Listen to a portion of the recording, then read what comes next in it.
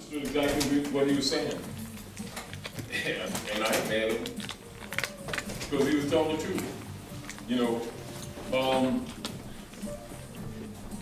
there are certain fundamental truths that need to be comprehended. I'll repeat some of this too when we start filming for the family. Okay. But the timing is important. I've been talking lately with a few brothers and sisters from around the country concerning the ongoing issue with the consular courts, etc., which I know you're all familiar with. And it's one of the things that we need to address when we turn this phone down.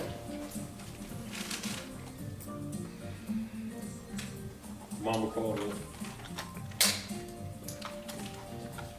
You should go back to your class. You should go back to your class. Keep going.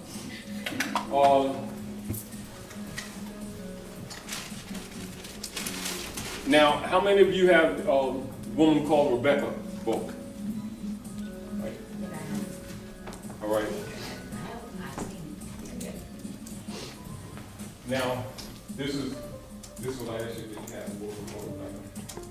I think I do, I'm not sure. I know it's better, you know, it's not got to do. This is the pre-edited edition. Testing 1, 2. Right. Right. And I'm gonna part from it, but I want to make a point. Is that on RP Bey? Yeah. You'll be getting them from her in due time. It's just that we're so busy doing multiple things that a lot of things we need to do aren't getting done. It's only because things are bigger than we so what I wanted to do, I stopped at Staples and got some copies to share with you all of the speech and orations of John Bork Daniel. It says, and save one for sister. Thank you. Because though it's taken casually, the point that I'm making is that things can be exposed to people and they still don't see what they're looking at. You know, when they're locked into certain concepts or misconceptions.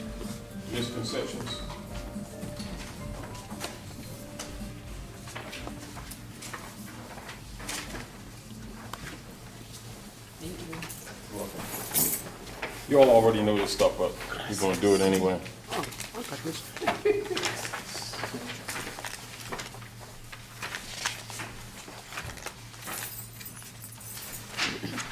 Now, this is orations and speeches. Now, this particular compilation, the printout was done in about 1911. Although the speeches in references is actually in the 1890s, somewhere around there, 1899, something like that. This is when a guy from England who is a U.S. citizen, and they would call them American citizens, which is a false statement.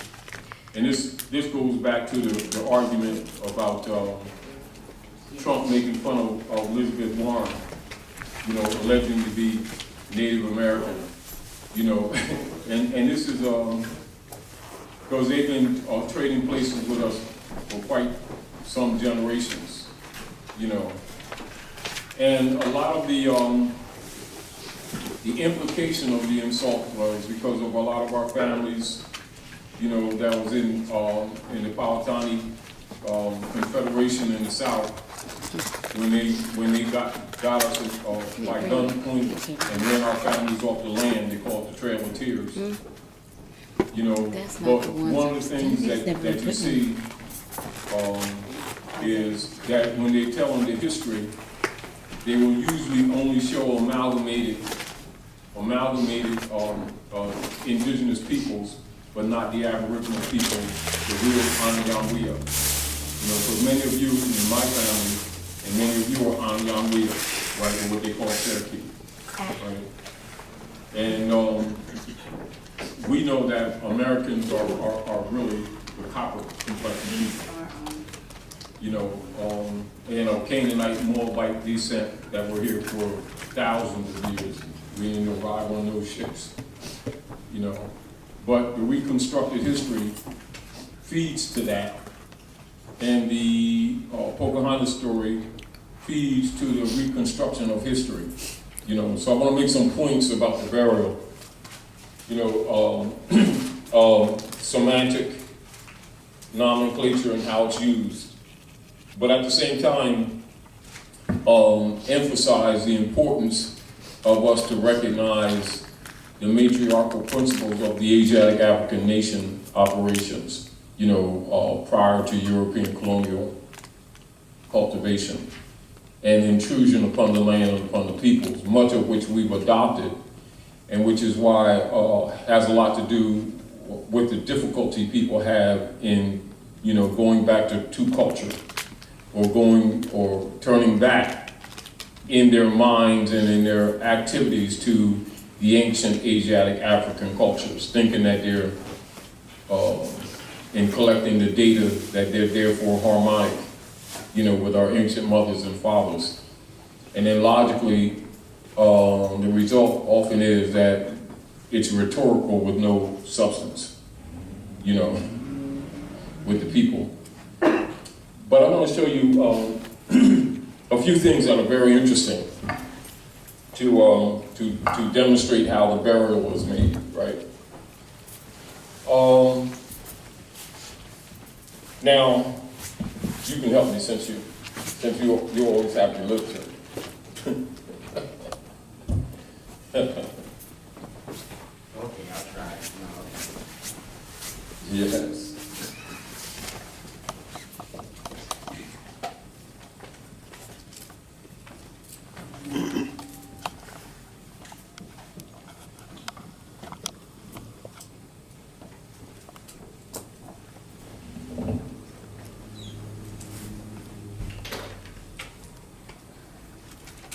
Now, I know you've heard these titles before. However, I have the dictionaries back there too. And so, we're going to ask you to participate to some degree and help us share with the family, the listeners that will be listening from around the country, and a lot of people who are listening, you know, off the land, with their concepts. Because the timing, nothing occurs by accident. And the timing is interesting because of the multiple attacks that the Europeans in their civil strife is making with Donald Trump, who's the CEO of the corporation, which is bankrupt, you know. And the issue of them, from the issue of them playing the game of disconnect with Barack Obama relative to nationality, relative to citizenship, which in a political realm relates to nationality, but is not legally the same thing, but generally relates to. So when someone's talking citizen, you're already talking nationality. Now, upon a political challenge for a benefit or resource, then the nation must be named in order to enforce the law or to claim a right or to claim a protection or security by obligation of trust of some said particular government persons relative to that right pre-established. And you see them playing around with this area quite often in these last few years, you know, starting with Barack Obama. And the interesting thing was, by them starting to do that, to dismiss him, they were actually exposing themselves. But at the same time, the interesting thing is whether or not many of the people recognize it themselves, whether they're able to see through the veil. You know what I mean? Yes? It's a thought just crossed my mind when you said that. And that is that the timing of them selecting him as their CEO. CEO Yeah, was set up so that it could look more like an incompetent, one of, you know, what they call us, Yes. Negro, black, whatever they want to call by it. attacking him, As opposed to the fact that it was because they're attacking the fact that the ship was sinking. yes, exactly. They put him on the tail end when they knew everything was going down. Yeah, exactly, because that was really the plan, you know, except that, I think, on reflection, I think, the responses from, say, the Manchurian Masons and some of the P2 Masons of the bishopric countering kind of messed that plan up, whereas they could still, you know, smear his character and everything, and then blame the fall on him. It kind of messed that up and sent it to this next administration. You know what I mean? And then plus, because he's a constitutional lawyer and he's Kenyan and he's quite up on history. You know, he wasn't a Negroite, he was a national. Because you already know, everyone knows that a person that's branded black could never be president. Never. Because the black tag indicates Christian property. So a man whose property cannot administer national affairs, which is logical. You know, but they know that many of the people don't know that it's a brand, they think it's an identity. You ready?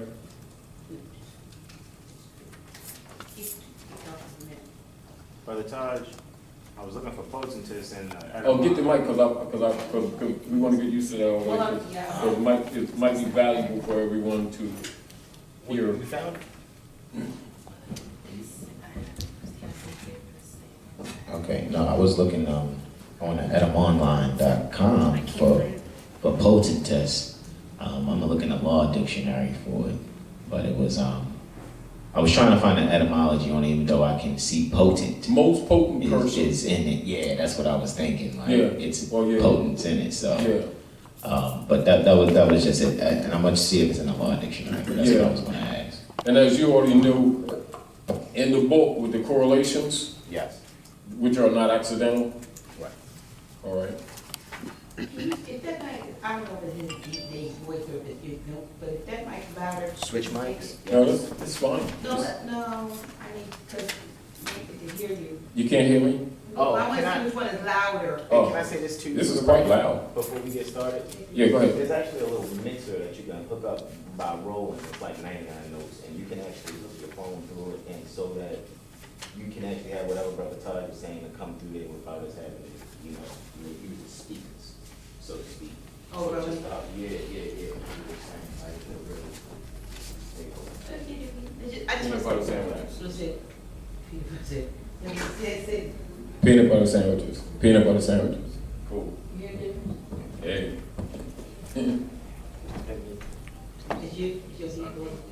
I'm not saying, man. Yeah. You. Oh, well. Okay, I'm sorry. Anywho, let me get this up. I'm still within my. Because remember, they do most of the things in the patriarchal form to support the priesthood. So just look at potentate. Yeah, that's what she found in the Black's Law 4. On my Yeah. phone, yeah.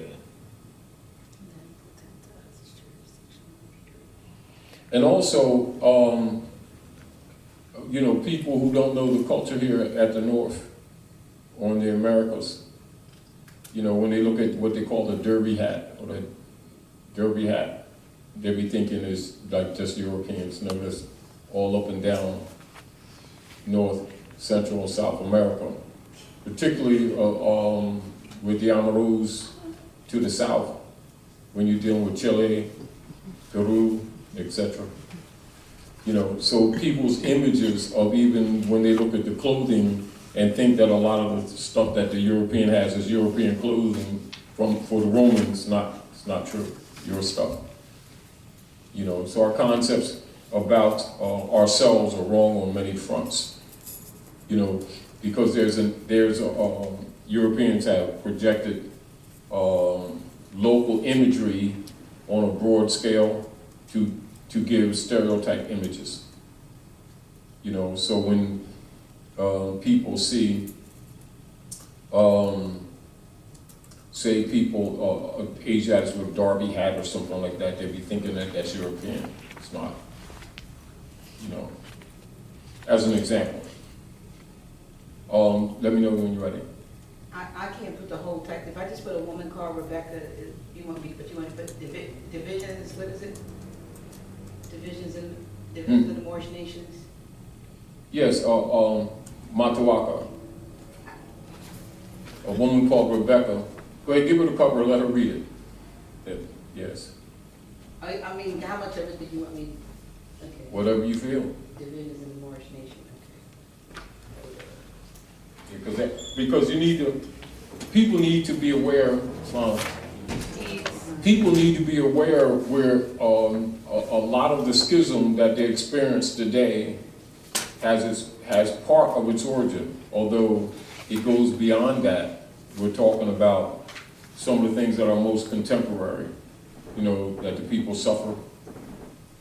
And a lot of it has to do with both a karmic response and a lack of knowledge about the karmic response in relationship to Empress Mataoaka. You know what I mean? Okay, we're gonna get ready to get started. Just the housekeeping. If you have a cell phone, please put it on vibrate or mute or turn it off so that the only phone that goes off will be probably Grand Sheep's. But please mute your phone. And I'm going to introduce him, and I will, let's put our hands together and the people out there, okay? All right. Wow. That's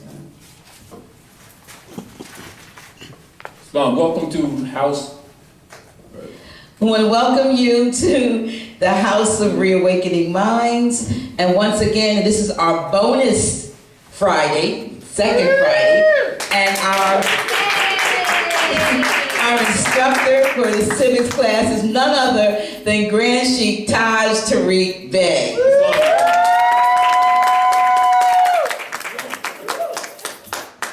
What I want to share with you today is an extract from speeches by John Warwick Daniel. But what I want to do is to get you to pay attention to details to show you how history slips through, true history slips through, and a lot of people, because they don't know how to dig, how to read, how to be a detective in literature, i.e. how to etymologically analyze an instrument, etc., will miss it. But what I wanted to show you and share with you is some notes that I've had for years and that I've shared with my children, but I want to share with you relative to Mataoaka to put her into more proper perspective, particularly for the heirs of the estates, many of whom don't know their heirs to the estate. The other deal is, Sister Sai was telling me, you want to share that with me too, if you got a minute? Sure. About the clock? Oh. Mike, let's get the mic. This is very important. I'd rather have her come here. Oh, all right. She can come up there. You know, we were just talking, and in general, and what she was sharing was just simply right on time with what we had already prepared, myself and Dr. Naila, for tonight. Share with the people, please. Islam. Islam. I am Silus. Tia Silus is what I'm known as. It's an honor to be here with each of you tonight, both here and online. I'm visiting the States from Honduras, and I was sharing with Brother Taj Tarik Bey that in Honduras there is a clock in Comayagua. Comayagua was originally the capital of Honduras. And in Comayagua there is this beautiful clock, and this clock is over 900 years old. It came from Alhambra, Granada, Spain, during the time that the Moors did reign. Interestingly enough, it's in Honduras. So in our conversations today, I said, Brother Taj Tarik, the clock. The clock not only dates back to the Moorish times, but the clock is also part of archaeology that also brings us into the region way before the region was settled. And that's very important. Not only is it important that it is a clock, but it actually dates the presence of the Moors. Thank you, sis. Now, one of the things that in the ongoing nature of our conversation, because it didn't, I was glad to hear it because I was going to talk about Mataoaka today. But I mean, it's like, well, we know this because we know that's old Amexem, that's central Amexem. But the response that many people have is like, almost like in their minds, according to how they've been trained by Europeans, that the clock is out of place. The clock is not out of place, it's in another part of Moroccan Empire. Do you understand? I think a lot of times because people are trained with they came from somewhere else mentality, which is the psychological disconnect that has been promoted under unum sanctum and doctrine of discovery policies that disconnect the people from the land, that many of the descendants of the Moors feel disconnected from the land and are always first thinking about that someone brought them here. That's a training like they've done rats, like they train little rats. And then they pass it to the next generation. And so you see a lot of the descendants of the Moors, readily adopt the Negro black brand systems as an identity, and the good ship Jesus that they allegedly were brought here on like sardines, and that's how they operate. And that when they see or hear of any vestige of their bloodline history on the land, they always attach it to a psychology of transference from another place on the planet. You get the point. When in fact, they are the people of the land. Islam, give it the mic too. Come on up. I wanted to share this directly so that everyone has a source. The website is hondurasculturepolitics.blogspot.com. Interesting. Honduras Culture Politics, one word, .blogspot.com. And it's the oldest clock in the Americas. That should tell you something right there. Oldest clock in the Americas. And then, let's slow down again. Then they talk about the oldest clock in North America with more, who's that, built that one? Yeah, What's the location again? Chief Justice Muali, whose fez is there in Washington's monument. His fez is there, and Muali's fez is there, and they rewrite him in history as Ben Banneker. The website is Honduras Culture Politics, all one word, .blogspot.com. And it's on the oldest clock in the Americas to ring in the new year. The third paragraph says, why Comayagua? The clock mechanism in the cathedral is said to be the oldest clock in the Americas. Photos of the mechanism show it uses a system of iron weights to power the escapement. While the local history says the clock was built around 1100 AD. Remember, local history is usually oral tradition. But though some sources say 1374 AD. This kind of clock came into use in the 13th and 14th centuries in Europe. The clock is said to have been originally installed in the Alhambra Islamic capital in Granada, Spain. So when the Moors fell, they were able to come into the Western Hemisphere, you see. This is why, like say for instance, when people are talking about American history and they're talking about the enslavement of the Asiatic here called blacks and Negroes, and don't tell that history, another scholar knows that that's a COINTELPRO. Indeed. Right. Because the archaeological history don't support that black game, nor that diaspora. Although that's promoted, the archaeological history does not support it. The real history and the Aboriginal people, when you talk to the people of the land, they give you a totally different history, you know. And thank you for that, sister, you know. But again, for those who know, you know, it's not surprising. It's surprising to the degree that you have people that are really reading and studying and researching. But the fact of it is not surprising when you know the history, because you know that's Central Africa, Amexem, Olmec. You know, so you already know that they're Moors. So it's no secret. It's no secret to the world. It's only seemed to be a secret to people who are the heirs that insist because of training, not because their heart is, you know, black. They insist on training because they actually, in their heart, believe that human beings are crayons. Even though the rest of the world looks at them like as boys and girls, you know, because they have that mentality of a minor. And they refuse to release that because that's sort of like a mental security blanket.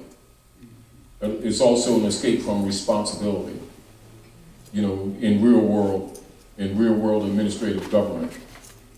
But anyway, so I wanted to share with you some of the notes taken from the speeches of John Warwick and show you the obvious and what many people will overlook or dismiss, not recognizing. The fullness of the text can be read in your spare time, but I want anyone to take a paragraph from the beginning, and we'll share with the audience, etc. And if you will, you know, because we're doing this actually, sharing this for the children of the listeners to Dr. Naila's website, because remember, many of our children are influenced with the cute little cartoon stories of Pocahontas, which is really designed to take her out of her empress status and to put her in this kind of setting of a cute little, what they're calling Native American, which is a phrase they made up in the 1800s, which is not who we are, and it's not the people. They made that up for people who agree to be that, to become under the jurisdiction of the Bureau of Indian Affairs so they could claim jurisdiction over people on the lands, etc.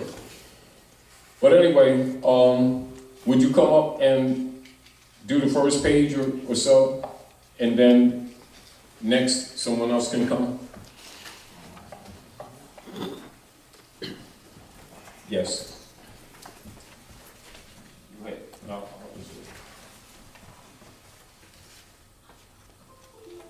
Mr. President, I desire to engage the attention of the Senate for a few moments that I may discharge a task of courtesy and of duty that has been too long, though unavoidably delayed. Some time since I received a letter from Henry S. Welcome, Esquire, an American citizen, a native of Indiana, now residing in England near London, in which he requested me to present to the Senate in his behalf an oil-painted portrait of the Indian princess Pocahontas, whose name is romantically connected with our early history and whose gentle character has preserved it in sweet memory. Mr. Welcome is a public-spirited citizen who has carried American enterprise to the motherland, where he is a distinguished and successful chemist and druggist. He was one of the organizers of the American Society in London and was its president for several years. And generally, he is the chairman of the committee, which has charge of the Thanksgiving Day dinner and the 4th of July celebration participated in by the American residents of that great metropolis.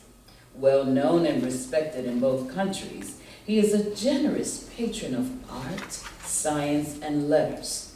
And he is a patriot, alive to all that interests his native land, his enthusiasm being such that he keeps the stars and stripes continually flying over his office and factory.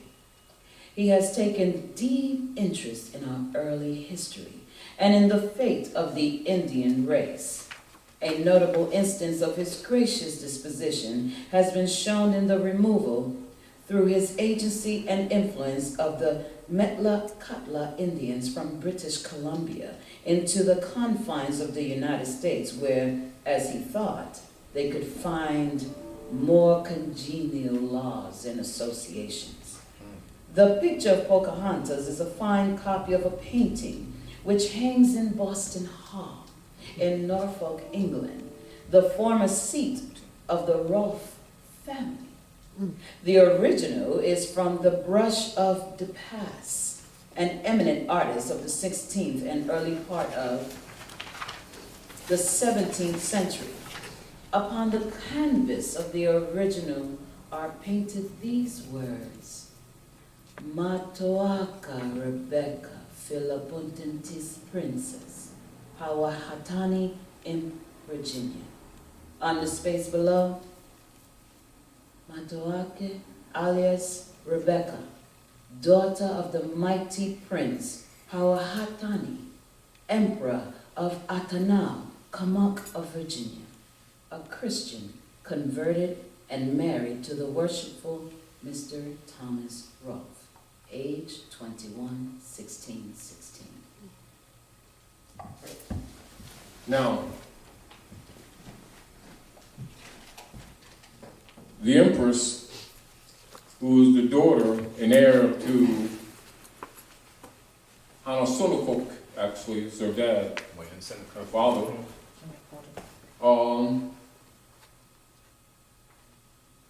matriarch, potentess, empress, and a converso. So you can see the problem that many of the Asiatics had historically with Mataoaka, because many of them looked at her as a traitor for marrying John Rolfe. And of course, you know that marriage, they took her to Gravesend, England, where they assassinated her. You know, they threw her overboard, really. Gravesend, England, and then with her son, they used her son as the entry point to set up Jamestown, Virginia. The first strong, permanent stronghold for the Romans in the North Gate. And of course, in spite of treaties, etc., which we have in place, they continue to break the treaties, etc., and begin to exterminate the heirs of the estate and create the brand systems, calling our people Native American, Indians, Negroes, colored, etc., all of which we're not. I also, I want someone else to come read the following pages, and I would have for you to, sis, if you would please, to read the last page when comes up.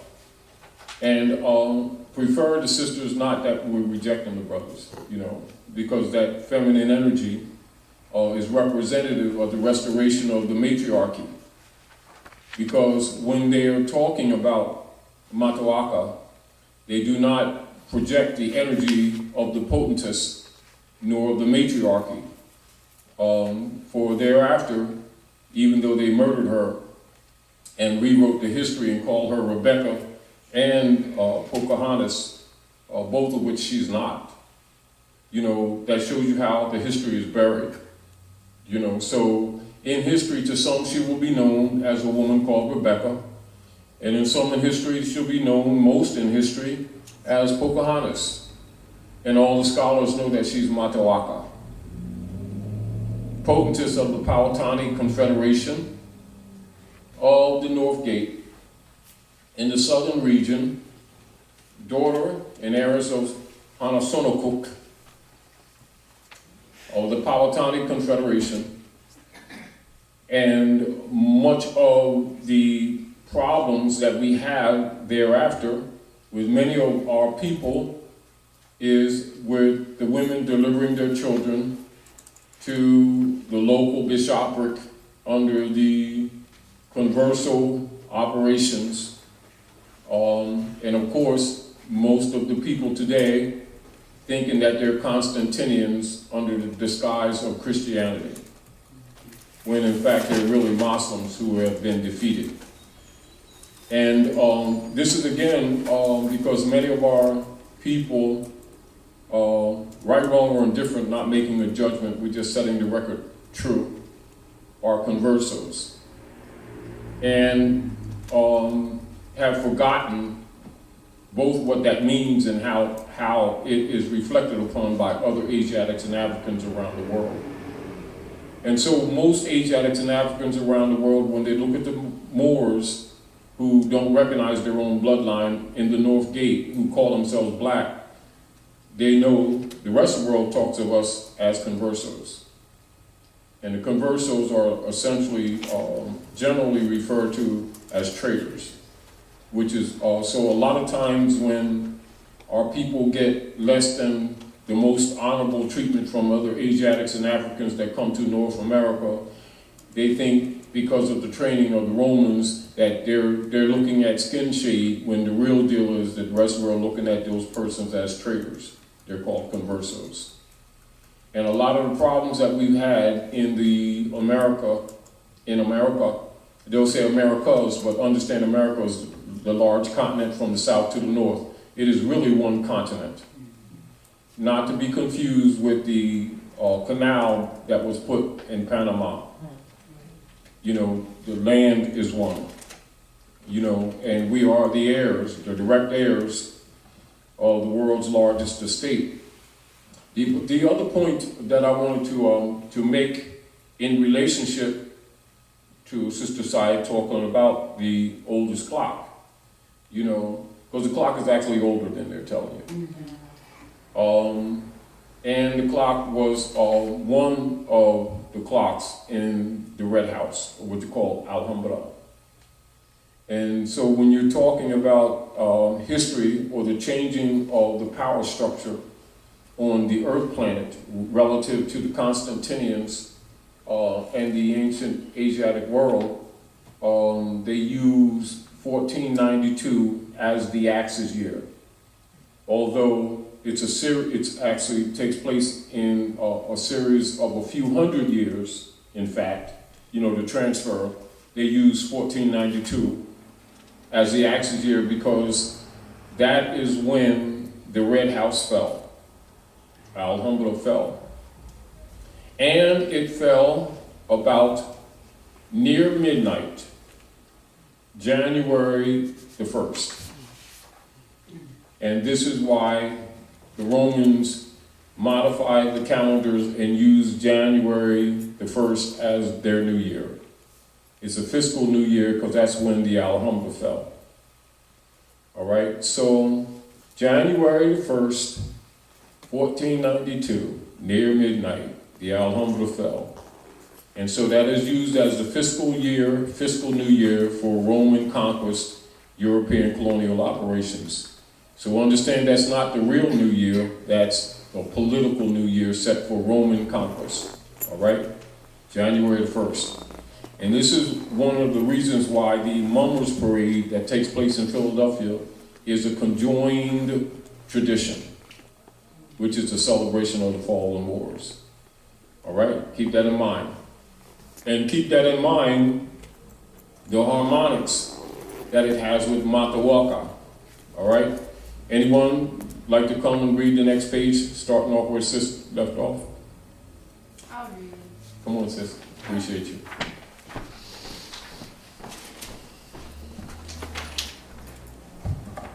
Hi everyone, Islam. peace and Islam. I'm Ariel Mfijao. There was a superstition among the Indians that concealed the true name, and Mataoka was the real Indian name of the princess, though they called her Pocahontas. Within a few years, Mr. President, we will celebrate, and doubtless with fitting honors, the 300th anniversary of the planting of the first durable colony of the English-speaking race in the New World. This occurred at Jamestown in Virginia on the 13th day of May, 1607. They came none too soon. While Cabot had roved the northern seas and claimed the American continent in the name of England in 1497, nothing had been done to effectuate his title, and now more than a century had gone by. Meantime, the Spaniards under Ponce de Leon had possessed themselves of Florida, Cortez had conquered Mexico, Porrazio had laid Peru on his feet, and De Soto had passed across the land to the Mississippi. Meantime, also, the French were establishing themselves in Canada, and little scope was left for English enterprise unless they took advantage of the fugitive occasion, as Jefferson afterwards did in acquiring Louisiana.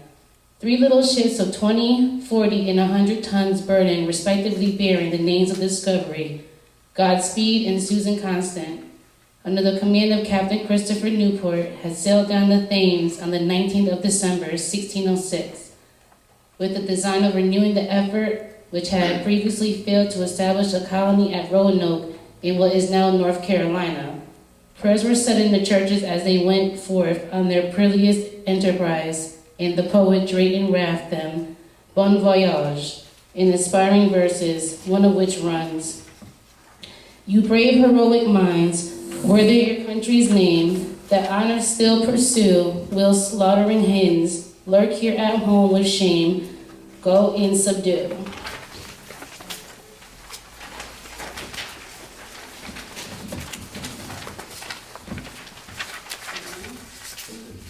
All right, John Warwick Daniel. They went and they subdued a violent storm. However, Mr. President, drove the ships into the mouth of the Chesapeake River, where they were first touched land at a place which they named Point Comfort. They then proceeded on their way up the James River, and on the 13th day of May, 1607, the first fleet that they came to stay landed at Jamestown. Captain John Smith, knight-errant soldier, sailor, and adventurer, was the leading spirit of this colony, and of it he soon became the president. For 3 years, his courage, wisdom, and mastery of men, he rescued and preserved it from many trials, difficulties, and dangers. To him belongs the name of the founder. While the land was fertile and beautiful, even in its lower shores were covered with flowers of diverse colors and goodly trees, with fish in the streams and the game in the forest, danger lurked in every thicket. The flight of arrows from Indian bows in the tall grass was a salute with which the newcomers were received in the wilderness, of which the great Indian king Powhatan was emperor, having in the tribe 8,000 with 2,400 warriors. A year passed by, and complaints came that little had been accomplished, fewer and hunger had decimated at the colony, and there were disconnects at home. The royal order was to go in search of the South Sea, and so with a small party, John Smith, on a bleak December day in 1607, embarked in a barge up on the Chickahominy River to find it. Ascending to the shallows, he procured a canoe and some Indian guides, and with only 2 companions, he ascended further until he reached and landed at a point in the white oak swamps of the White Oak Swamp east of Richmond, to which he gave the name Rosaweek. He did not find the South Sea, but here he did find a band of Indians who captured him. He was taken before their chief. I'm gonna need help with this word. Right here, the name of the chief of Pocohontas. what Taj said. Pocohontas, brother to the Emperor Powhatan, and was thence taken to Werokamoko, the chief place council of Powhatan, in what is now Gloucester County, at a site on the north bank of the York River, not far from Yorktown. Wrapped in a robe of coonskin sat the tall, gaunt, sour old Indian emperor, and Smith, who had slain 2 of his Indian assailants in the fight of the Chickahominy, was condemned to die. 2 stones were brought forth before Powhatan, and Smith was dragged to them, his head forced down one of them, and clubs were raised to beat out his brains, when lo, an Indian girl of 12 or 13 years of age rushed upon the scene, caught his head in her arms, and laid her own upon him to save him from death. The sour old king relented, and Smith was saved, and the intercessor was Powhatan's favorite daughter, Pocahontas. Many times during the struggles of this little colony on the James did she again attest her generous and gracious character.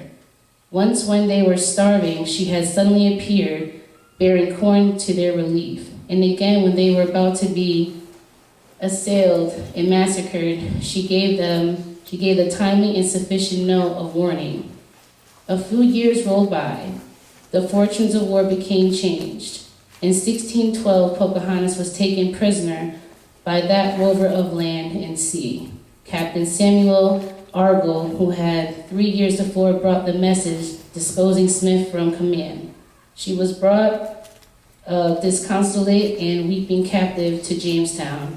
There she seemed loving in the eyes of Master John Rolfe, sometimes called Thomas. One of the colonists, and his attachment was reciprocated. But Rolfe was sorely troubled in spirit. The scripture forbade the marrying of strange wives, and their mutable love caused a mighty warfare in his meditations. But most like most colonists, the duty of Christianizing the heathen would seem from his own account to have been the moving impulse to his soul, for he reflected upon the question whether it was not his solemn duty to marry and convert this heathen creature, Pocahontas. Okay. As the historian relates, what most touched and decided him was her desire to be taught and instructed in the knowledge of God, her capabilities of understanding, her aptness and willingness to receive any good impression, and also the spiritual, besides her own incitement, steering me up thereto. And so, according to the true poetic justice of romance, at the age of 18, the lovely Indian maiden was married to John Rolfe in the old church at Jamestown, and she was given the Christian name of Rebecca. 3 years later, Rolfe carried his bride to London,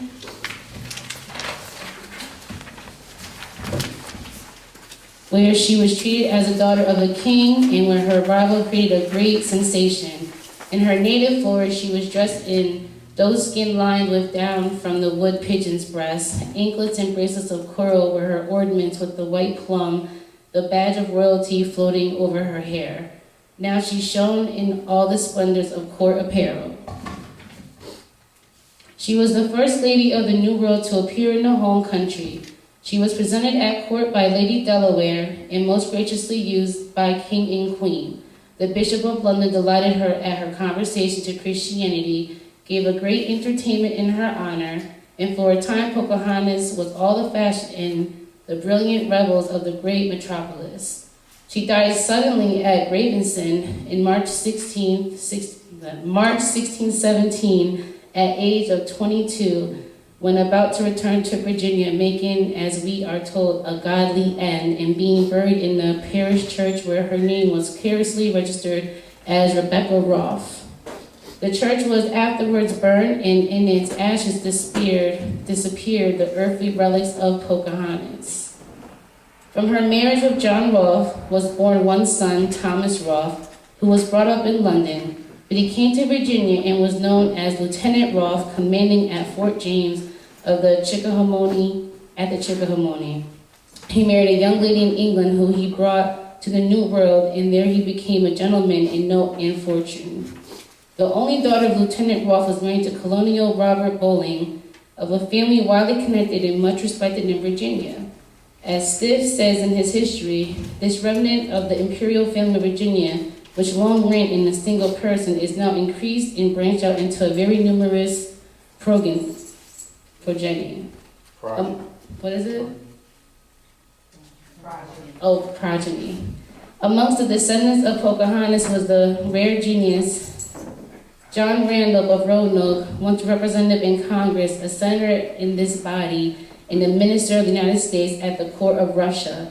I note, Mr. President, that a morning journal in the notice of the presentation of this picture accords to me descent from the Indian princess, but no such honor in mine. The character and worthy services of Pocahontas are fully attested and were appreciated and cherished by the colonists. They were much touched by the love of Pocahontas, who ever once in 4 or 5 days brought food which saved many of their lives. That else for this had starved of hunger, and they called her the dear and blessed Pocahontas.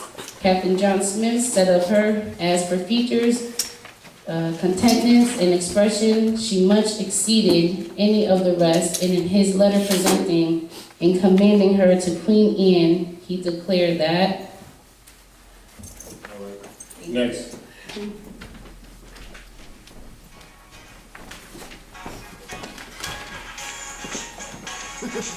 And don't hesitate. And then when you read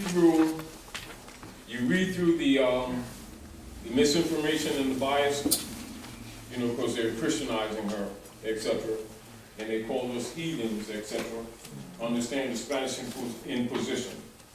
Go ahead, sister. And in his letter presenting and commending her to Queen Anne, he declared that during the time of 2 or 3 years, she, next under God, was still the instrument to preserve this colony from death, famine, and utter confusion, which, if in those days had been dissolved, Virginia might have been as it was at our first arrival to this day. Upon slender threads often hang the momentous events of history. John Fiske, the historian, in his book, Virginia and Her Neighbors, speaks of Pocahontas as one of the noblest and loveliest characters in American history, and asserts that the rescue of Smith by her was an event of real historic importance. Without it, the subsequent relations of the Indians and the English colonists become incomprehensible. And he adds the significant words that, but for her friendly service on more than one occasion, the tiny settlement would probably have perished. The charm of romance will ever hang over the story of Pocahontas, and that flower of the wilderness will ever shed its brightness and its fragrance over the rude, somber, and cruel senses of our people's earliest struggles to get a foothold in the land whose inhabitants are now as the stars of heaven, the leaves of the trees, and the sands of the sea. But far beyond this, it should not be forgotten that she was indeed the guardian spirit of the great founder Captain John Smith and his feeble company. And who knows but for her what had been the New World's destiny. It is meet that her portrait should hang here in remembrance of her lovely character and her pious deeds, and the myriads that gaze upon it wondering whence came the gentle spirit that dwelt in the savage breast will be minded also that all men are brethren, and that even in the dark shadows of the forest primeval, there may shine a light from heaven, and there be found a spark of that immortal fire, by angels shared, by Allah given, to lift from earth our low desire. I present this portrait to the Senate, Mr. President, in the name of Mr. Henry S. Welcome, an American citizen residing in London. Now, they called her heathen on one hand, but it was her knowledge, her culture, her heart, her science, knowledge of the land that saved them from death. Well, she's the heathen. Get the point? But I want you to notice the poem that they read before the Senate of the United States, and you can see that Mataoaka, that they call Indian, was Muslim. The Powhatan Confederation is Moors. And how many people read history and read past things like that don't even pick it up? You see the point? And so, when a lot of these people are talking about the people of the land, they're talking about everybody else but themselves. And their whole concepts are molded by European misrepresentation, and they bury her twice, from Mataoaka to Pocahontas to Rebecca. And she's Christianized, when in fact she's Muslim. In other words, she's a converso. And so they bury her triple time, 5 times, and the descendants think they black, and Negro and Indian, none of which they are, and are totally disconnected from the land, do not recognize the matriarchal principles on this land, and don't recognize they're on their own land. And they're looking at the European as the American, and then looking at us as Native Americans. Europeans are not Americans, they're Europeans. They ain't white people, they're Europeans. They're occupying us and occupying our land, altering the history. Are we clear? But on the interim, rather than read this to you, we stopped down, Staples copied this, and just to let you see why the earlier books are not available to your children in schools, because they reveal too much, if you get the point. However, scholars already know this stuff in general, But the interesting thing I find as I travel and deal with different people, it is some of the persons are claimed to be scholars on our side of the fence type thing, that are the first to attack the fact that these people are really Moors.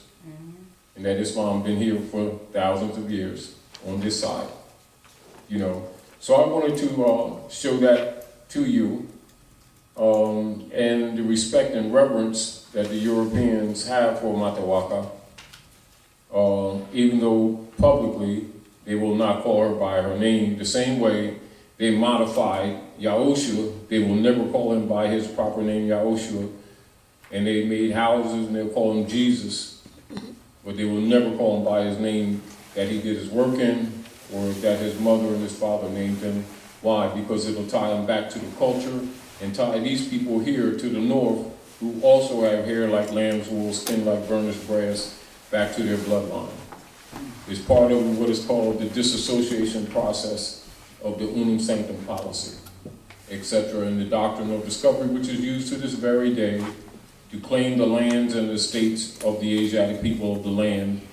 But it is first necessary to disconnect them mentally from the land. It's easier to take it.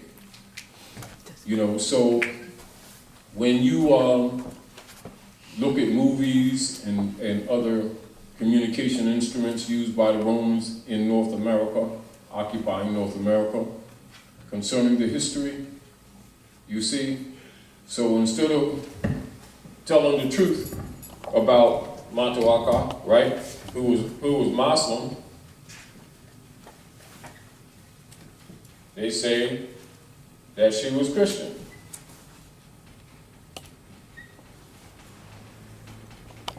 Right?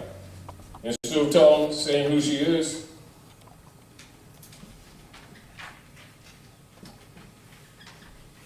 they'll say that she was Pocahontas.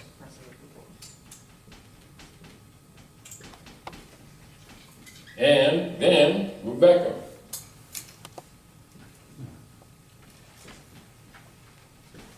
You see the point?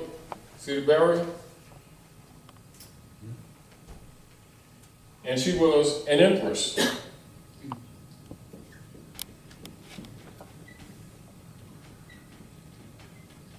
And a princess.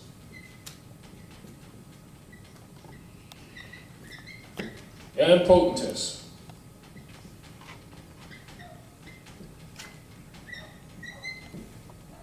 And this is where they get in masonry. This is where in masonry they get potentate. So they're taking your places. They've actually traded places with you. And so when our people see these words that are related to this, they're associated with Europeans, Illuminati, Masonry, etc., and also the Great Seal, etc., and it's your stuff. They're trading places with you. But yet when the children see the images of Mataoaka, if you said to most of these children, Mataoaka, they not only would not relate, they wouldn't even know what you were talking about whatsoever. And you start talking about she was an empress and a potentess, their eyes would get crossed. You talk a little longer, they do like those slot machines, their eyes will start rolling like this. Because they don't know what you're talking about. And yet their parents, following after Rome, will be telling them stories about Pocahontas running around in a loincloth, hugging trees with nature science of the Native Americans, and saving John Smith, excuse me. Get the point? And most of them don't know that the James River was named for King James, particularly for the power of the modification of the books in order to mentally put the people to sleep by teaching the books of the ancient ones in an anthropomorphic format and keeping them there even in their adult stage. And so Jamestown, Virginia is named after King James, who was appointed to or commissioned to modify the Book of the Dead, etc., from Kentucky and Tennessee, which is Lower Egypt. And of course, the people of the land know that what you call the Grand Canyon is also ancient and more ancient than Hikupta on the other side, which is why you're not allowed to go in that area. Because you will find that we've been here not of thousands of years, millions. You know, so they artfully, skillfully, and successfully reconstructed history, and the heirs of the estate are the strongest believers in that Christianized history, because they think that Christian history means Jesus history, not knowing that Jesus is the password and is really Yeshua, and he's of the same bloodline you are, who was lynched by them. And so the same way they modified his history under the Nicene Council of 325 AD, 781, they modified Mataoaka's history, and they've modified yours. And this is why the heirs of the estate are called Negro, Black, Colored, Latino, whatever you call yourself this week, all made up by European Romans who conquered you and reconstructed history.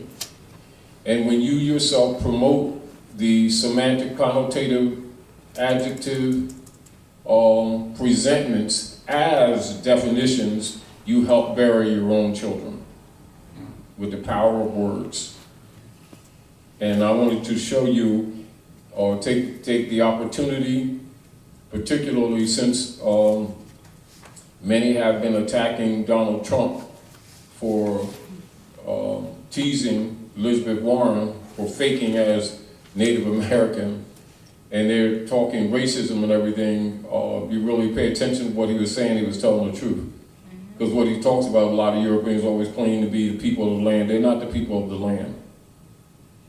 I don't care how many generations removed, they're descendants of occupiers, distinguished from the Americans, which is us, who have been, they've been working, and I want to show you some, this is how they write you out of history. That's how we've been written out of history.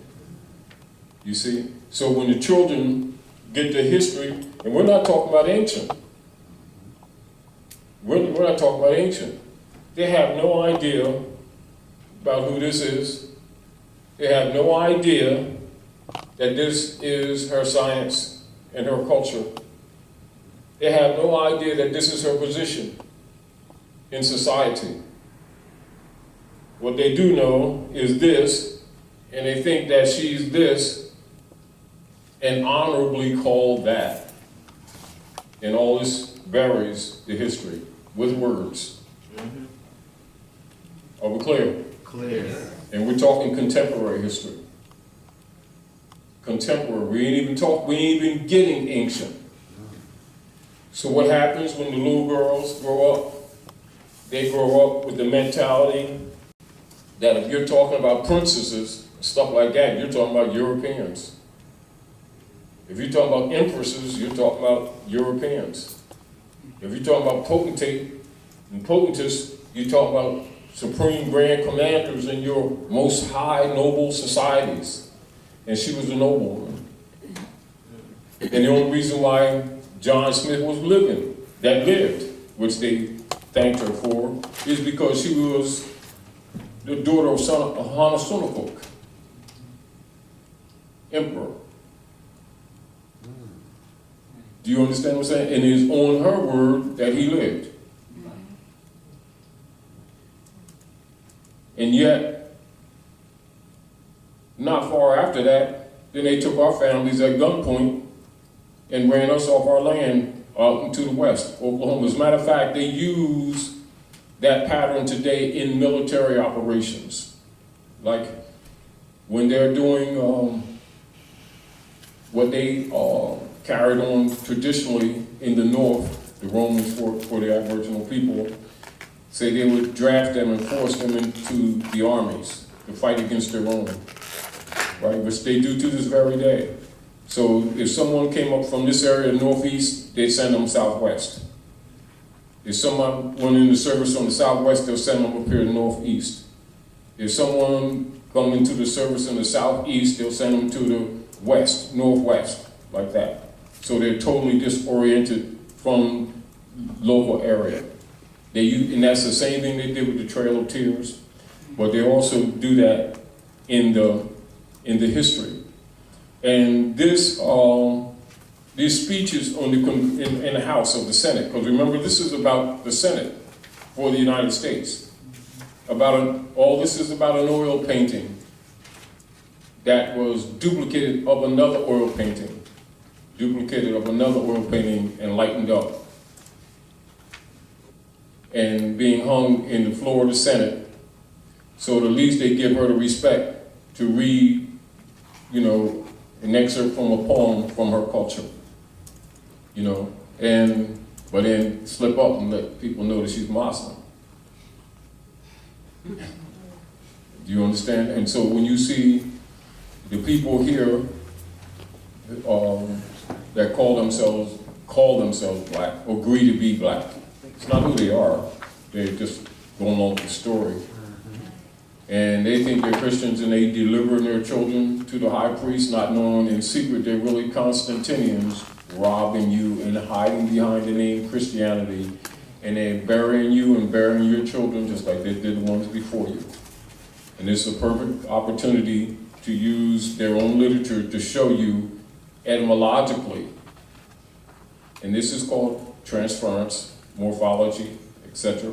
But it's also what you call pseudonym nom de guerre. That's how nom de guerre. That is how nom de guerres are used. It's a war name.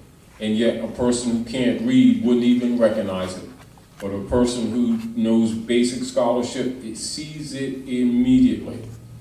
So they continue to project Indian, right? And project Pocahontas and project Native American, all of which are, every last one of those are frauds. And then when you pick it up, then you teach it to your children, you reinforce it with them, and they're totally disconnected from what? Their estate and the matriarchy. See the point? And we're not talking about digging deep into ancient pyramids of the Mexico, you know, because our biggest pyramid here was in Mexico, what they call today Mexico City. The pyramid was so large that when the Constantinians tore it down, they used it to build cities, plural. That's how big that pyramid was. Pyramid of the Sun. Bigger than the pyramids on the east side, you know. And the other interesting thing is, for people around the world who know the culture, who know the truth about the North Gate, you'll see other Asiatics seeking to come to the north, and our people here don't know, always trying to go someplace else. Everybody else trying to come here. Because they know this is the sempiternal culture.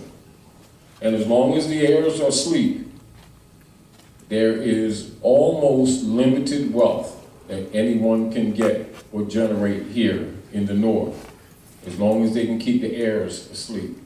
And so it is, for some, not necessarily a moral dilemma, excuse me, for them to help keep this black thing going, because they get paid, whether it's a so-called black leader, reverend guys who keep on promoting the civil rights crap instead of the heirship of the people. Instead of constitutions and treaties, they teach belief systems that they know that was formulated by the dark priesthood. They disconnect the land. They lie on Yahshua, say his name was Jesus, and say he was a Christian when in fact he was not. He was Muslim too, of the what you call Yahudi. And also people would refer to as a Jew, which is improper. It is actually a degree of the bishopric. All right, so he was, of the rabbinate. He was an Essene of the rabbinate. And that's a Kabbalistic and Gnostic order, or your higher degrees of science, of earth science, which today would be called Moorish science or Masonry, etc. So they'll do it in different codes in order to hide it from the masses. But this is why also when you get into the truth of Asiatic culture, they'll usually put a devil tag on it to keep you from looking at it. While you run the world, run the planet with.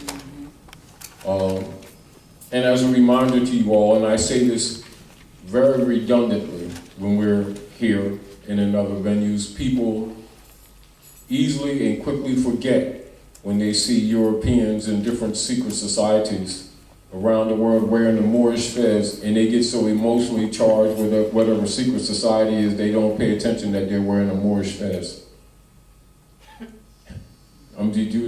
You know, like you can put things right in front of these people's face and they still don't see it. You know, a woman called Rebecca. Yes. Yes. Thank you, I need your energy just a minute. If you don't mind. Yes, ma'am. With your technical skills and ability to technically speak. All right. And you can do a synopsis if you please, too. Now, this is a historical caveat. Can you read that? Historical caveat. The stories about Pocahontas vary among the indigenous Moors, falsely called Negroes, Indians, Black, etc., and the conquering Europeans. There was anxiety and strong speculation among the Moors about her relationship with Captain John Smith and with another man named John Rolfe, both Englishmen. Her supposed marriage to John Smith was often put to question. Some say she married Captain John Smith to save his life because of deaths and threats of deaths made on some of the Moorish chieftains and a number of her family members. This was, supposedly, prior to his last capture, but many say this action on her part was to cover up some other unseemly activities. Would you like me to continue, Brother Tyler? Continue. Until you start. Oh, okay. Some say that Pocahontas was acting as a compromised agent for the English mercenaries. This was because of her conversion to Christianity and her knowledge of the Albion's intent to remove the Aboriginal indigenous people from the land. She was also suspected of having a clandestine relationship to and with the formerly mentioned John Rolfe. She was known to have informed the colonial mercenary raider when the Moorish regencies were planning an attack or counterattack. She was very useful to the Captain Proctor, John Smith, as he was once before captured by the Moors. Many say that the marriage of Pocahontas to Captain John Smith was staged as a cover, an act emanating from both a secret love as well as for political recognition and accommodation. She is said to actually have been secretly courting the other Englishman named John Rolfe. Rolfe was said to be her favored one of the two. She was, I'm sorry, y'all laugh, I'm sorry, that was funny. And they won't hurt you. Yeah, I mean, she may have been playing a little deception game between the two men, but while she may have had a personal gratification plan, so did the English. She was being used by the English to get a foothold in the Moorish dominions of Al-Marak. There was general concern and questions among the people about her, Pocahontas, honor and loyalty. So it's about her honor and loyalty. Such concerns were not often subdued or left unspoken. During the year of 1614 AD, Pocahontas and John Rolfe were married and went to England. She was pregnant at a mature 22 years of age. While in England only a very short time, she gave birth to a son of an Englishman. He was later to receive his political grooming and education in London. He was now an heir to the vast lands in the Moorish Al-Moroccan dominions.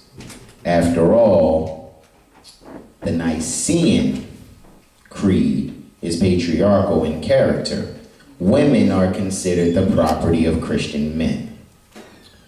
Pocahontas served her purpose very well and was used surreptitiously for raising and establishing Roman rulership in the Western world. John Rolfe, now this is underlined, I should have mentioned when the other one was underlined. John Rolfe wanted and was rewarded by the birth of a son, having a Moabitess/Moor as a mother. This already attained goal was certainly a blessing for the Englishman, even if his fatherhood was in question. He and his son were nevertheless legal heirs to a vast estate and to untold wealth by way of direct family and blood by way of the son in relationship to Pocahontas, the royal princess and potentess. And while Pocahontas had produced a son, an heir to her estate, for John Rolfe, her other associate, Captain John Smith was growing in political strength and power in North America, Almarac. He was the confirmed authority and legal potentate and president of Virginia colony. This constituted a massive and most unthinkable achievement for the Roman colonists. All this, Moorish lands, the wealth, the sovereignty, the inroads into the immense and extensive intercontinental influence and power was deceptively attained by John Rolfe's marriage to the princess, Pocahontas. And to further solidify the foreign colonial grip on Moorish lands, there was Captain John Smith and the Virginia Company. This great military coup was built upon her, Pocahontas' deceitful acts, namely by assisting the enemies of her own people.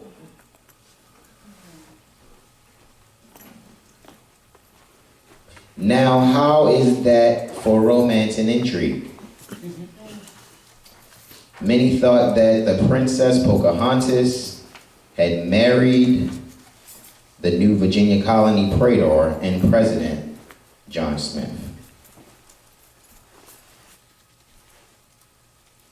Meanwhile, on the rapidly changing political and social front, the young and beautiful Pocahontas was regularly honored and flaunted like a prized object of curiosity before the people of England, Albion, by her Roman husband and master, John Rolfe. She was, at least, once presented in the court of King James of England as Lady Rebecca, Princess Powhatan, Empress of Virginia. She was also addressed as and recognized by her noble title of potentess. A potentess is the feminine equivalent of a potentate. A potentate is one with extreme authority, rank, influence, and having sovereign power. She was given high respect and honor, although she was sometimes viewed by the English populace as a mere figure for curiosity. Pocahontas was christened as Lady Rebecca. Okay. Comment if you feel. You said comment if I feel? Yeah. Oh, you saw it in my face, huh? Oh, yeah. Good. One thing that it's talking about is pointing out largely here is the maxim. I'll say the status of the child is determined by the status of the mother. So all this is precedented on her. So without, in me analyzing it, like as if I'm watching someone else, read it, or me having a chance to analyze it, what I'm picking from it is, without the woman, none of this would happen. Not just Pocahontas herself, it's just in concept, period. Like, these men have prosecuted, have pursued with this, like, they've dedicated their life to this. So why would something that is inferior to her pursue it so fervently, and we don't have that? That's how I'm looking at it. So that's just what I'm saying with that. And another thing that I see as well, but besides the fact that there's these two brothers here, it's the fact that both of them are Englishmen, and both of their lives depends. Like, without Pocahontas, not just there's this plot to, have her produce a son from our electrical interaction, but yet, not just the son, but in order for us to continue to live and continue to be and continue to breathe and see that growth. So I'm seeing all of that. And it's really about mother, no matter what. But. Now, do the comparison in the Bible, Rebecca in the Bible. Okay, okay. Now, the comparison with Rebecca in the Bible, if I'm not mistaken, and correct me if I'm wrong, 2 sons. Am I wrong? Right there, go ahead. Okay. Death of Lady Rebecca? Yeah. Alrighty, I'll continue reading. It is said that Pocahontas, Lady Rebecca, died in a shipwreck not far off the shore of Graves in England. She was said to be addressing some official matters and on her way back to Old Dominion in Almoroc. The shipwreck occurred, supposedly, sometime in March of the year 1617 AD, Anno Domini. This was only 6 months after her arrival. This coincidental and timely accident was after she went to England and delivered a male child for John Rolfe. Is not the name of the English town Graves End ironic? Look at the name, Grave, Sen, or Graves End. I'm gonna spell that first one for y'all. Grave was the first one, and Sen, like being sent to the grave. And the other one is Graves End, like this is the end, your grave is the end. So, right. Maybe taking note of this incident as an irony would be an understatement, especially with her death being obviously very suspicious. But then, when courting with an enemy, deception breeds deception, does it not? Talk about intrigue and prevarication.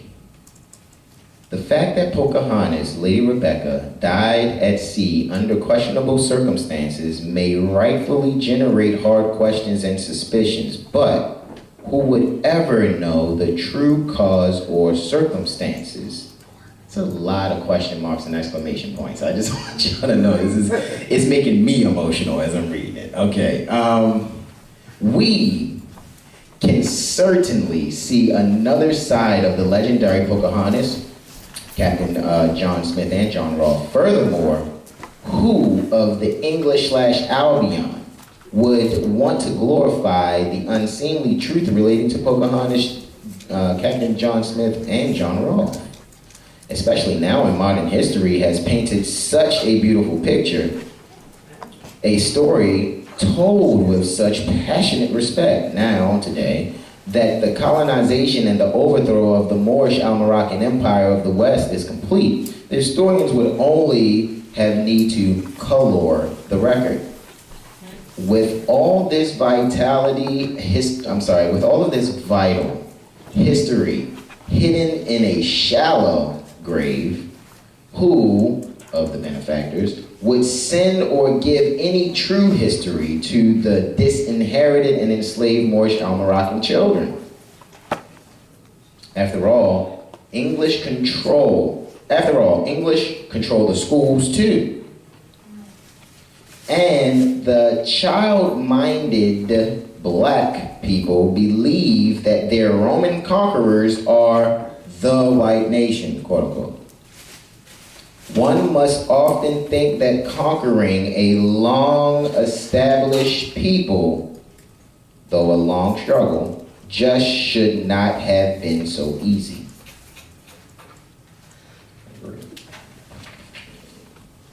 Okay, ancillary. Question. What is the definitive meaning of Maghrib al-Aqsa? Northwest Amexem. Answer. Maghrib al-Aqsa means Morocco, the most extreme west. And I guess I could interject that the other two, because if it's the most extreme west, and I guess from my studies thus far, you have Maghrib al-Awal and Maghrib al-Landa. So one is west, one is more west, and one is furthest west, which we are the furthest west. Okay. Question. Across the river. Yes, the Ibri, Yeah. as we are. Question. How did the Moors of Maghrib al-Aqsa come to be called by the prima facie pseudonym Indians? Answer. The Aboriginal Moors of Maghreb al-Aqsa were plausibly given the assumptive nom de guerre Indian, inclusive of other misnomers, by the alien, or alien, and sadistic inquisitionists from Europe. The invocation of the moniker Indian, quote unquote, is attributed mainly to the loyal servant and tyrannical sociopath of the Inquisition, bishopric Cristofero Colombo. Cristofero Colombo, or Cristopher Colombo with an R, commonly known as Christopher Columbus, kept notes and records. You're right, Brother Todd. It don't matter what they do, they're gonna write it down, right? Kept notes and records as required by the Inquisitionists, King Ferdinand and Queen Isabella. Many of these may be found in the shipping logs. Hint, hint. Colombo wrote to the Exchequer. Oh no, you didn't. Colombo wrote to the Exchequer, Louis de Saint Angel, or Louis de Saint Angel, for those that want to know how it's spelled, explaining his voyage and the way he took possession of the new lands he found in what he called the Indies. Cristofero Colombo initiated his pilferage, which is stealing for those of us who have done loss prevention. Christopher Colombo initiated his pilferage voyage for the bishopric with the financial and material supports of the administrators of the Inquisition. He was seeking to find a western sea route to the source of the Moors' spices and other fineries known to be a primal part of Moorish culture and heritage. Can I stop right there and just say what's on my head? This is no different than, okay. His intent was pilferaging. So that's the same when policy enforcement put on a uniform every morning, their intent is to pilferage. Gangs of New York. Is it any secret? So that people won't look at what their origin is? I mean, it's so clear though. Like when you see this, it's clear. Why do they think they call it that? Why do they think they say some persons branded black have the brains of a monkey? Mike. Oh, the mic is right, I think there. That bell curve? Aria. Mic for Brother Taj. Is it there? Is it up here? Oh, you know what? I'm loud and wrong.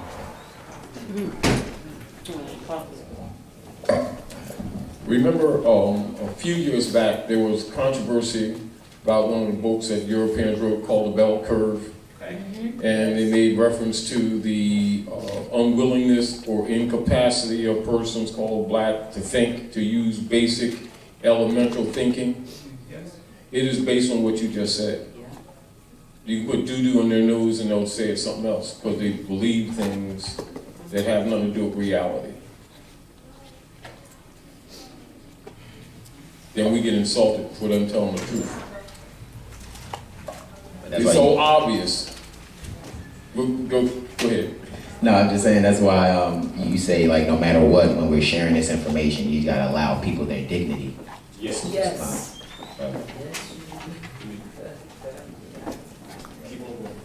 Okay. All right. So continuing, where it says, I had stopped where it was talking about the sea roots and the spices, right? So here we go. This search, and again, this is from a woman called Rebecca, Divisions in the Moorish Nation by Brother Taj Tarik Bey. This search of a western sea route had much to do with the fact that the Moors had a long-standing fortress on Calpe, or Calpe, C-A-L-P-E, Calpe Bay, which is known in modern times as the Rock of Gibraltar. Gibraltar is a corruption of the Arabic Gebral al-Tarik, which means mountain or hill of Tarik. Tarik was a Moorish general or Qazi. Some would say Ghazi as well, correct? Therefore, the European Inquisitionists, exploiters, sought another route to Hindustan. The Hindustani were also referred to as Mohammedans. They were known or assumed to be in Hindustan. It must, I did read that right, they were known or assumed to be in Hindustan. It must be noted that Hindustan was believed to be India or thereabouts, and certainly he initially believed that he'd more or less found it, and certainly that's how the name Indies, quote unquote, got attached to the modern West Indies, and the name Indians, quote unquote, to Native Americans. The following is an excerpt from Cristoforo Colombo's letter in the year 1493 and sent to the Exchequer, Louis de Saint-Angel, recording his observations, proclamations, and claims. Why is he writing to the Exchequer? Not why, but you know, because we know what debtor's prison is. So it's, okay, anyway. The eternal and almighty God, our Lord, it is who gives to all who walk in his way victory over things apparently impossible, and in this case, signally or signally. So, because although these lands had been imagined and talked of before they were seen, most men listen incredulously to what, sorry, did I pronounce that wrong? Come on, help me out if I did. Incredulously, right? Incredulously to what was thought to be but an idle tale. But our Redeemer has given victory to our most illustrious King and Queen, and to their kingdoms rendered famous by this glorious event, at which all Christendom should rejoice, celebrating it with great festivities and solemn thanksgivings to the Holy Trinity, with fervent prayers for the high distinction that will accrue to them from turning so many people to our holy faith, and also from the temporal benefits that not only Spain but all Christian nations will obtain. Thus I record what has happened in a brief note written on board the caravel off the Canary Isles on the 15th of September 1493. Quote, as I know that you will be pleased at the great victory with which our Lord has crowned my voyage, I write this to you, from which you will learn how in 33 days I passed from the Canary Islands to the Indies with the fleet which the most illustrious King and Queen, our sovereigns, gave to me. And there I found very many islands filled with people. I just wanted to stop right. I don't know. Somebody told me to stop right there. Filled with people. This is what he's saying after he said, hold on, I just want to go back. Although these lands had been imagined and talked about. And talked of, before they were seen. But then later on it says, I passed from the Canary Islands to the Indies with the fleet which the most illustrious can and there I found very many islands filled. Not like halfway filled or half empty, half like, wow. With people, innumerable at that. Okay. So that takes you now to the 1828 definition of Noah Webster's dictionary. Yes, Islam. Islam, Sister Tia, so Phyllis is here. Yes. And at that point, we had a conversation about their island. Microphone. We had a conversation, yesterday, I believe, about, with you and Sister Eartha, about your island. And can you share, okay, Sister Eartha, can you share, because she's a 5th generation empress. I'll do it. Yeah, I'll do it. because it ties in with what you're reading, and it's relevant because, they lived it.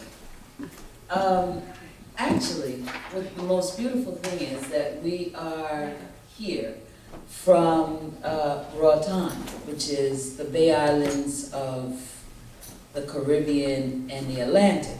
Those Bay Islands is 36 miles off the coast mainland of Honduras, currently under the sovereignty of Honduras through Treaty of 1816 between Queen Victoria and Honduras. But how did that happen? That had to do with the fact that Belize was on the table, so it was kind of a flip. You get it? Okay. On this beautiful island, from what you just read, is an affirmation and confirmation. We were already there. We were already there. And what's most beautiful is that there is now, the history is coming up like all over the world. We were already here. And I have the honor and privilege of being currently the goodwill ambassador of this island. And I invite each of you to come and enjoy the island. It's a Western Caribbean island that you can go on Carnival cruise and Norwegian and other private cruise lines to come and stop on the island and see how beautiful it is. I'm making a social tourism plug because social tourism allows us to exchange like this. Like I've come to you.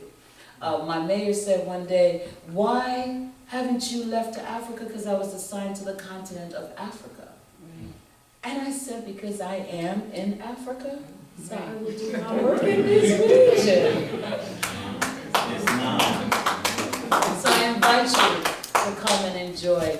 And yes, we have been arduously and excitedly inviting people to come to the island because it is part of the empire. It is part, the history makes it part of the empire. The clock in Comayagua makes me so excited to have reconnected. It's also where I am natively from. But I'm actually natively from there. Get it? Isn't that beautiful? And I think the most revealing to me about it all is that it actually connects all the native Bay Islanders and other islanders to the actual empire, but not only historically, but epigenetically. Okay? And I say this in this context. I was conceived there and born here. But from the time I was able to reason, I used to always ask my mama to take me home. Because those 7 months in gestation, I connected genetically to the region. Which means that we are all connected to the empire. Right? So I introduce myself again. I am from Central Amexem. And I am traveling with the sister from Central Amexem, Eartha. And I'll just keep it as Eartha. Because if you look at the news, there's a lot going on. The element right now in that region is fire. So I need you all to mentally cool down the airwaves with your mind because thought travels faster than the speed of light. So if y'all can take a moment right now to just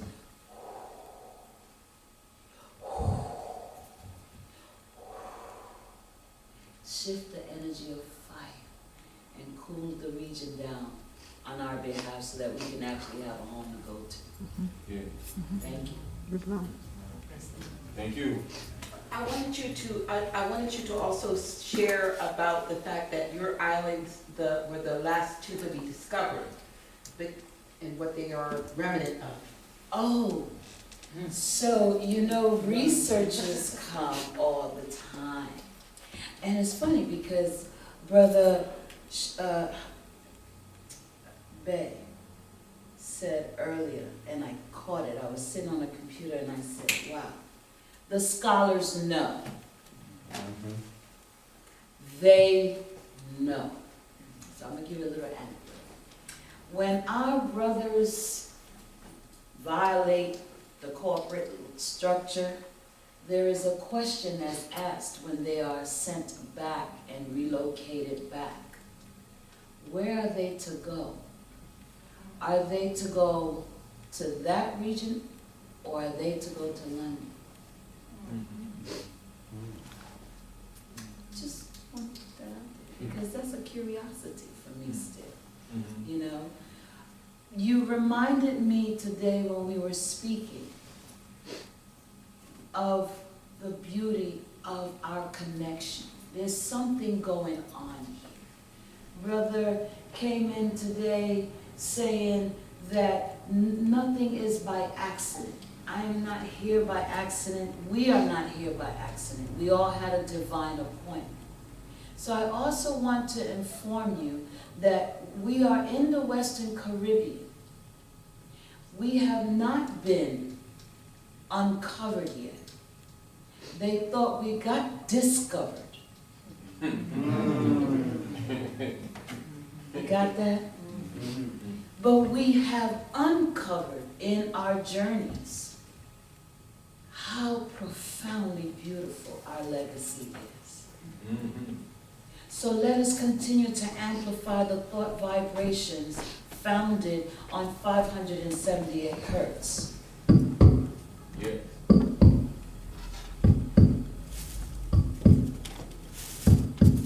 You hear that? That's traveling faster than the speed of light, and we are all connected at this moment. And the reconnection is really not a reconnection of anything else but our minds and our heart in divine alignment with the planet. So there's a lot of movement going on. Like I wanted to go home, I am home. All right.